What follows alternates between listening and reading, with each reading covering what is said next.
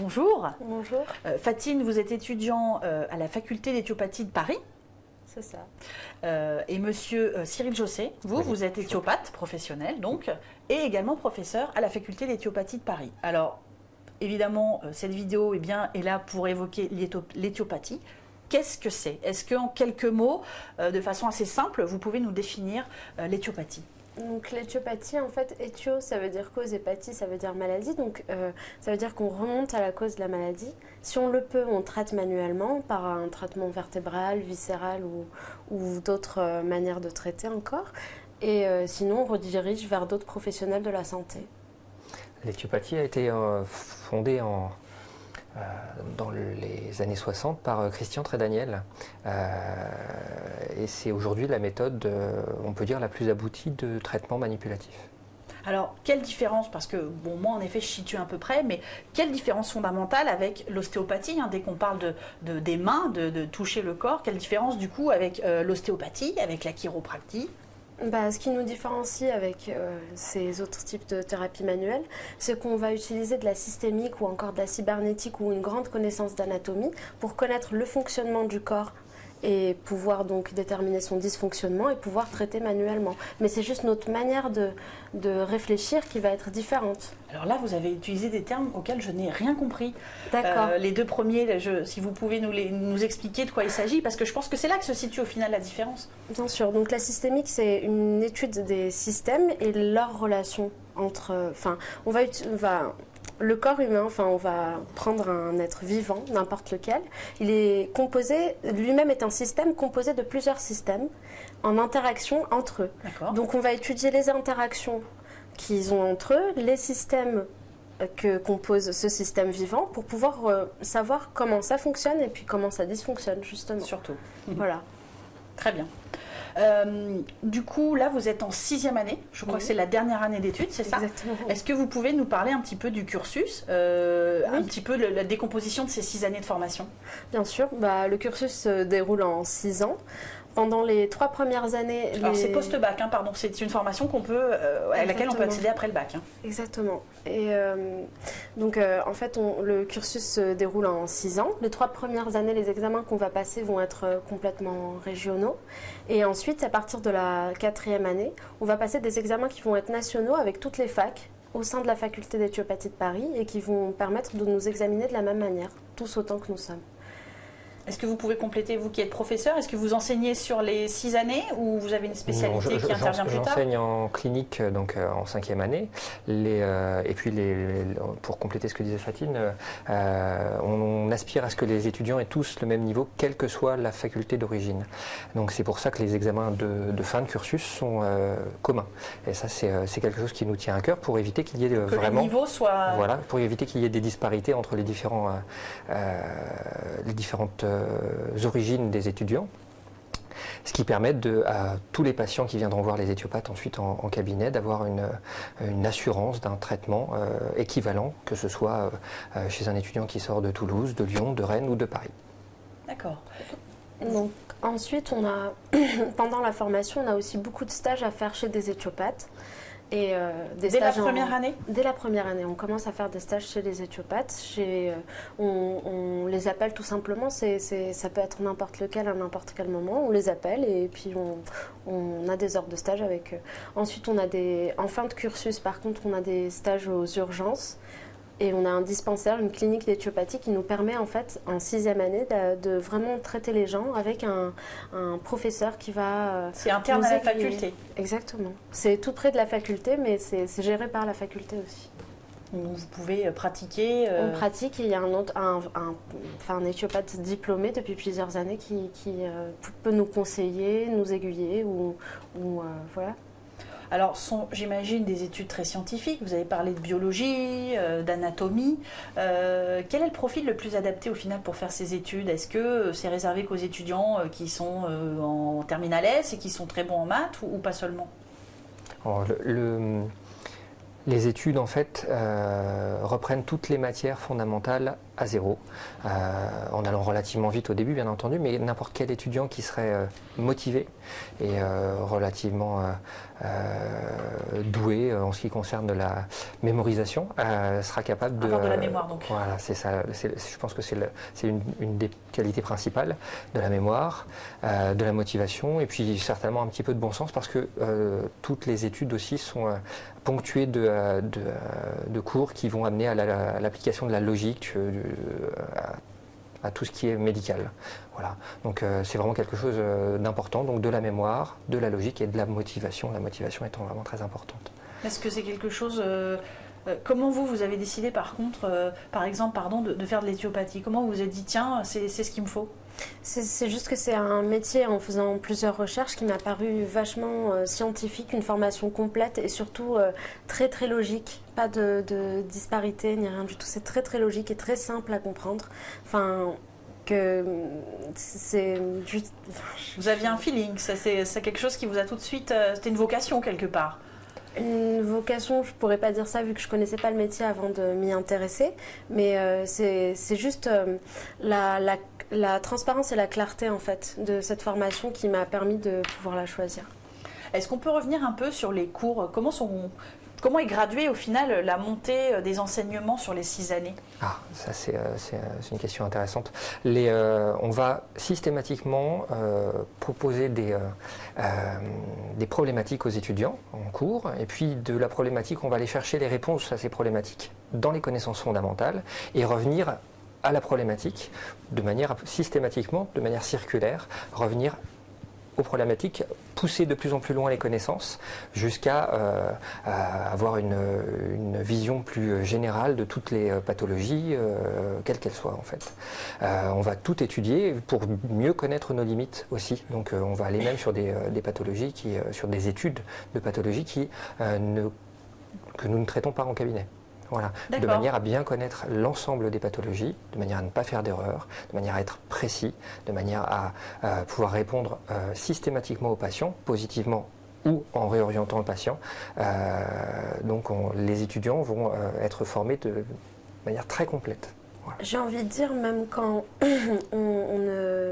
ça peut être possible que quelqu'un arrive en cabinet que vous ne connaissez pas la pathologie qu'il présente, mais avec les connaissances que la formation nous donne, on peut comprendre tout à fait ce qui se passe à l'intérieur du corps humain, avec la pathologie qu'il va présenter, même si on ne la connaît pas. On a une logique assez solide pour pouvoir expliquer tout ce qui se passe dans le corps humain, en fait, tout simplement. Et du coup, la pratique intervient dès la première année, c'est ce que vous disiez. Alors, est-ce que vous parlez d'aller en cabinet beaucoup, mais est-ce qu'on peut exercer aussi à l'hôpital? Enfin, où sont les divers endroits où on peut justement pratiquer pendant les études, hein, j'entends bien pendant les études. Pendant les études, en fait, on apprend sur nous-mêmes pendant les 5 premières... D'accord. Oui, sur nous-mêmes pendant les 5 premières années. Mais... ça nous permet aussi d'avoir une vision de notre métier futur que d'aller en stage et de regarder comment un praticien exerce. Et puis, il y a une interaction entre nous et le praticien. Il nous pose des questions, il va nous demander « mais dans quel cas tu ferais ça ? Et pourquoi je suis en train de faire ça, par exemple ?» ou des choses comme ça.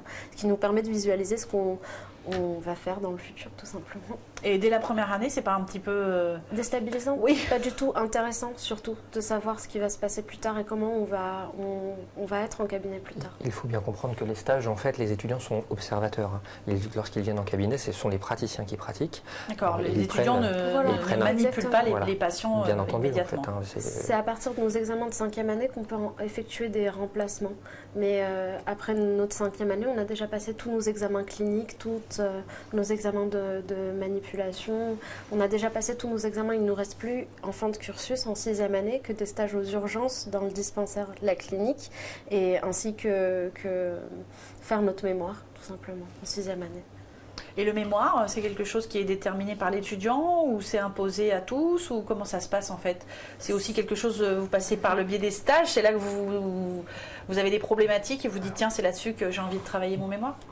C'est soit ça se passe comme ça, vous choisissez votre sujet, soit si vous avez un peu de difficulté à choisir votre sujet, la fac vous donne un sujet et si vous intéresse, vous pouvez travailler dessus. Et voilà. Faites-nous peur, dites-nous sur quoi vous avez travaillé. Quel était votre sujet de mémoire? Je sens qu'on va peut-être même pas comprendre le titre peut-être. C'est le syndrome adénocutanéo-muqueux. C'est une inflammation, je vais essayer d'être simple, des artères du corps entier chez un enfant. En fait, chez le nourrisson et chez l'enfant de plus de 5 ans. Et ça produit des manifestations cliniques sur tout le corps, des symptômes sur tout le corps, sur la peau, sur le foie. Ça atteint tous les systèmes vu que ça atteint tous les axes artériels de tout le corps de l'enfant. Et en fait, si elle n'est pas diagnostiquée à temps, cette pathologie aboutit directement à des maladies cardiaques irréversibles si on ne diagnostique pas à temps et qu'on ne redirige pas à temps. Je trouvais ça juste important que... Voilà un exemple qui illustre exactement ce que je vous ai dit tout à l'heure. En fait, on apprend des pathologies auxquelles on ne peut rien nous-mêmes, mais on apprend à les détecter de manière à être parfaitement prêt en cabinet. C'est important. Problème. Et à rediriger au bon moment. Ça ne... Du coup, rien que le sujet, au final, c'est des choses assez dures. Vous rencontrez des gens malades, on parle bien de patients. Est-ce qu'il y a des mauvais côtés? Alors, je pense qu'il y a des mauvais côtés dans tous les métiers, mais quels sont les bons côtés de la profession et les côtés, pas sans dire mauvais, du coup, peut-être juste durs, les côtés un peu durs? De la formation du métier, excusez-moi, bien sûr, du métier en soi. Je vais peut-être répondre. En fait, j'ai un amour sans faille pour mon métier. On a un métier qui est particulièrement stimulant intellectuellement. Vraiment, on passe notre temps à chercher, à comprendre, à essayer de démontrer. Surtout des patients qui viennent nous voir sont souvent en fin de cursus médical, donc ils attendent une réponse là où personne ne leur en avait donné auparavant. Et bien souvent, nous la leur donnons, ce qui est particulièrement intéressant, gratifiant en plus. Donc le deuxième bon côté, c'est vraiment la reconnaissance du patient qu'on a au quotidien et dans l'immédiateté. C'est-à-dire que les traitements étant souvent à effet immédiat, on a vraiment un retour du patient extraordinaire. Donc il y a un intérêt intellectuel majeur, on cherche tout le temps.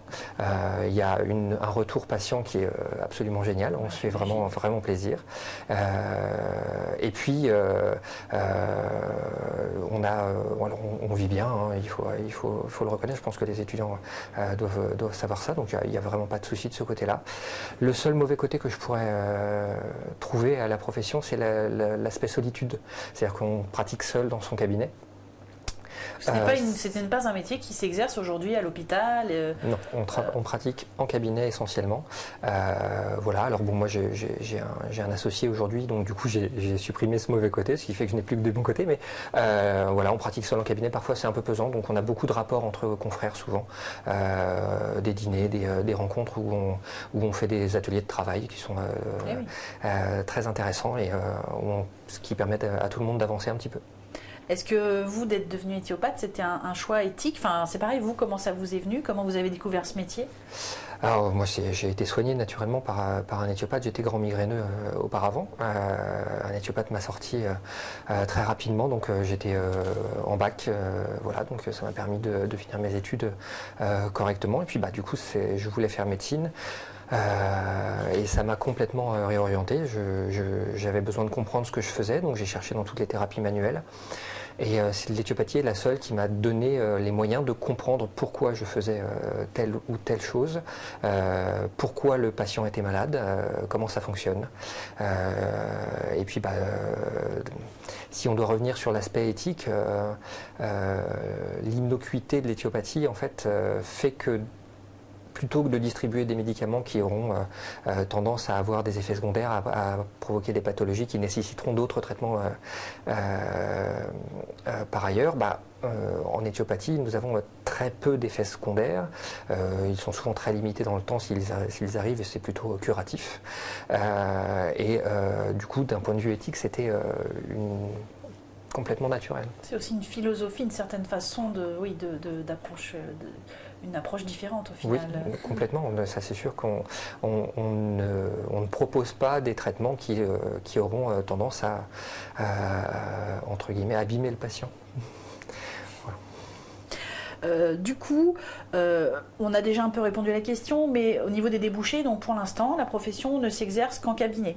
Est-ce qu'en clinique, il y a des possibilités? Donc là, j'entends le côté privé ou pas du tout encore? Je connais pas beaucoup d'éthiopathes qui travaillent dans des cliniques, mais par contre, il y a un monsieur qui est, je pense, au Sénégal, qui a ouvert sa propre clinique et qui exerce avec d'autres professionnels de la santé, des médecins, des kinés. Donc ça ouvre les portes un petit peu pour... Voilà. Il a ouvert sa propre clinique, tout simplement, il travaille. Vous, quel est votre objectif? Ouvrir votre propre cabinet? Ouvrir mon propre cabinet, puis travailler dans des cliniques au Maroc, si c'est possible. Parce que vous exportez, vous expatriez. Oui. Ça serait un projet assez original, j'imagine. Parce qu'au final, l'éthiopathie et le métier d'éthiopathe n'est pas connu. Enfin, moi, je vois bien dans mon entourage, les gens ne connaissent pas. Comment on arrive à vous? Qui oriente les gens vers vous? Comment on vous trouve au final? Est-ce qu'aujourd'hui, vous travaillez avec des médecins? Est-ce que les médecins, on commence à envoyer leurs patients vers vous? Comment ça se passe? Alors, les patients viennent...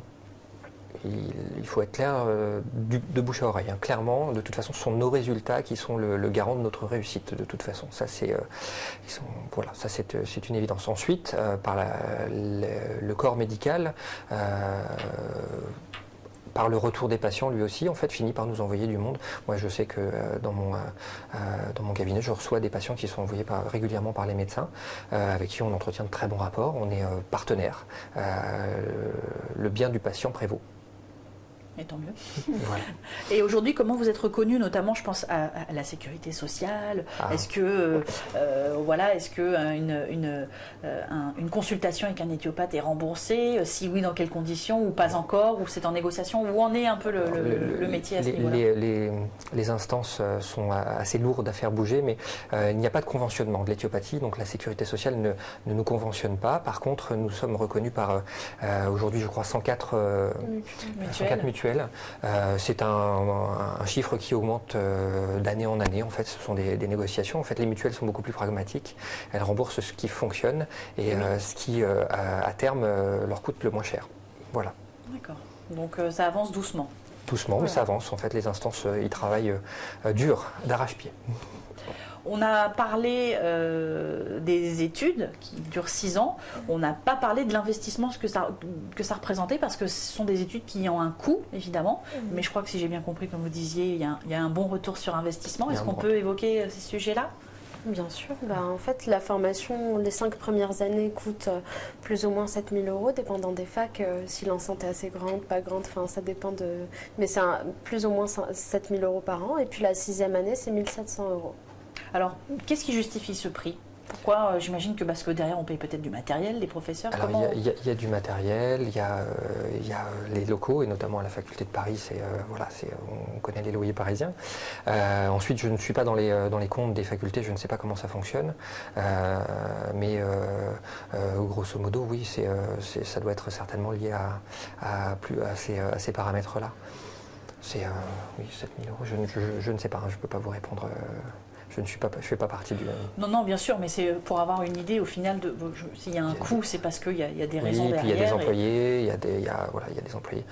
Je pense que c'est tous ces facteurs-là, des facteurs humains et puis matériels qui coûtent assez cher. Voilà. Aujourd'hui, est-ce que la concurrence est rude à la sortie? Parce que vous dites on gagne bien sa vie, peut-être parce que vous êtes bien installé, mais est-ce que c'est difficile de s'installer? Est-ce qu'il y a beaucoup de concurrence? Alors, dans le créneau où nous sommes, en fait, on ne peut pas dire qu'on est vraiment de concurrence. Ça reste encore confidentiel comme... Nous sommes assez peu nombreux parce que, justement, on parlait des études, mais les études sont assez complexes, donc c'est assez exigeant quand même. Donc nous sommes peu nombreux, surtout pour cette raison-là. Mais je ne connais pas de confrères qui ne parviennent pas à s'en sortir assez rapidement. Ensuite, bon, tout dépend bien sûr, chacun a sa personnalité. Oui, il y a le feeling qui joue, la relation entre un patient. Exactement, il faut que les patients aient confiance en nous. Il faut que nous soyons aussi capables de leur expliquer convenablement ce que l'on fait. C'est très important. Je pense que nous pensons d'ailleurs que les patients doivent comprendre ce qu'ils ont. Ils sont toujours partie prenante des traitements auxquels ils participent. Du coup, quelqu'un qui expliquera bien sa pratique, qui expliquera bien ce qu'il propose aux patients, les tenants et les aboutissants, je pense qu'il réussira sans aucun souci. Et ça m'intéressait, vous parliez de migraines. On vient vous voir pour les migraines, alors c'est possible? Parce que oui. Personnellement, je connais ça. Mais vous pouvez soigner, c'est-à-dire tous les patients viennent vous voir quand c'est par du bouche à oreille, ils peuvent venir vous voir en effet pour des migraines, pour un mal de dos chronique, pour des problèmes de digestion, je ne sais pas. On peut vraiment... des douleurs de règles, des préparations de femmes enceintes par exemple quand elles ont un peu mal au dos ou qu'elles ont un tout petit peu de fuite urinaire. Enfin, c'est une préparation du début jusqu'à la fin d'une femme qui est enceinte. Vous abordez en tout cas toutes les pathologies qu'on peut vous présenter. Oui, et en fait c'est très complet, hein, vraiment du système digestif au système articulaire en passant par la gynécologie, le traitement des prostates, on traite énormément de choses. En fait, il faut comprendre que notre profession vise à comprendre la pathologie, à analyser la pathologie et à déduire l'origine de cette pathologie. Et de fait, elle s'applique à tout. Maintenant, elle n'est pas capable de tout soigner, mais l'analyse éthiopathique s'applique à tout. Mais le but d'un éthiopathe, c'est de remonter juste les capacités au corps à se défendre pour n'importe quelle agression. Donc, ce qu'on fait, c'est basiquement ça, remonter, aider le corps à se défendre tout simplement contre tout ce qui va l'agresser. Bien écoutez, j'espère que les conseils que vous nous avez prodigués, les explications que vous nous avez données, feront naître des vocations chez les étudiants. Merci beaucoup en tout cas. Merci. Je vous en prie, merci à vous.